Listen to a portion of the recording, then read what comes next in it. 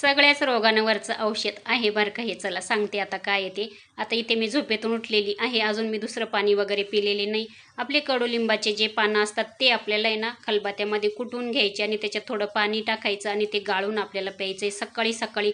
कसलाही तुमच्या शरीरात रोग असू द्या तो नाहीसा होऊन जातो. चला त्याच्यानंतर आहे ना इथे आंघोळ वगैरे झालेली आहे, दिवा वगैरे स्वच्छ असा घासून घेतलेला आहे. आज आहे गुरुवार. आता इथे ना मस्त आहे ना गुरुवारच्या दिवशी मी ना गाईच्या तुपाचा मस्त दिवा लावत असते. चला इथे मस्त दिवा पण छान असा आहे ना मी लावून घेतलेला आहे. आता तो आपण देवाजवळ ठेवूया. देवांना पण आंघोळ वगैरे घालून घेतलेली आहे, म्हणजे कसं छान वाटतं, प्रसन्न वाटतं. सर्वात मेन म्हणजे आपली देवपूजा सुरुवात इथून होत असते आणि ते झालं का म्हणजे आपल्या मनाला पण प्रसन्न वाटतं आणि घर पण प्रसन्न होतं.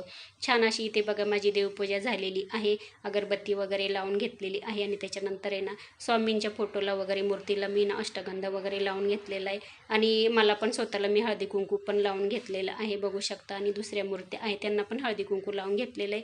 आणि त्याच्यानंतर आता इथे माझी झालेली आहे संपूर्ण देवपूजा.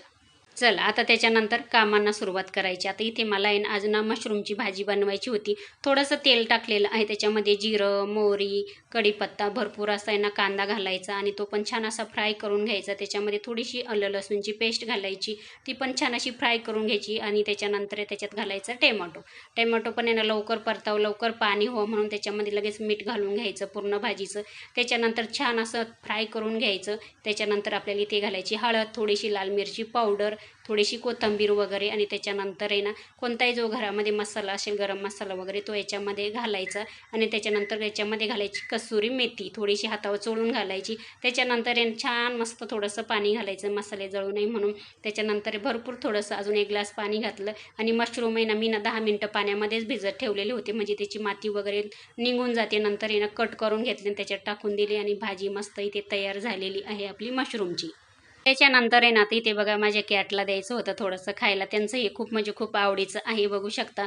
एवढं प्रेमाने या जवळ येताना मी जिकडे गेली तिकडंच माझ्या मागं फिरत असतात. चला त्यांना पण जेव वगैरे घातलं, नंतर मी पण जेवण वगैरे केलं. आता मी घेतलेलं आहे माझं काम हाती. म्हटलं चला आता मी थोडं थोडं काम असं करत असते, सगळं एकखटीच करत नाही. आता इथे मी ना एक ब्लाऊजला आहे ना म्हणजे ब्लाऊज कटिंग केलेलं आहे, ब्लाऊज पीस वगैरे ते ना अस्तर जोडायचं काम चालू आहे आणि पुढचा भाग मी तयार करत आहे. इथे बघू शकता जो साईड पार्ट असतो ना त्याला ना कटोरी जोडायचं काम चालू आहे माझं. आणि ह्या पद्धतीने माझी कामं चालू असतात. चला इथे तुम्हाला कटोरी कशी जोडली ते पण दाखवते आणि इथेच एंड करते. बाय.